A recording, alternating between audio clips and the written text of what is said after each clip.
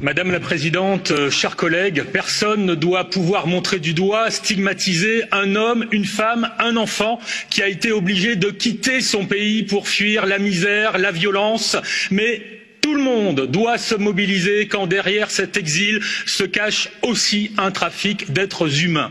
Vu de Bruxelles, Haïti peut paraître loin, mais en réalité, dans cette région du monde, plusieurs territoires européens, français sont en proximité directe avec le drame haïtien, des Caraïbes jusqu'en Guyane française.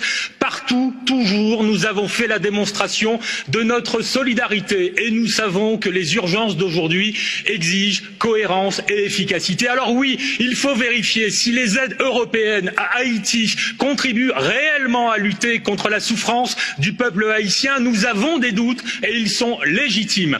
Mais nous devons aussi mesurer les impacts de cette crise violente. En ce moment même, aux frontières de la Guyane française, plusieurs centaines de Haïtiens sont là et réclament l'asile. Nous ne pouvons pas laisser ce territoire européen seul face au drame haïtien. Le gouvernement français intervient, l'Europe doit aussi intervenir. Je vous remercie.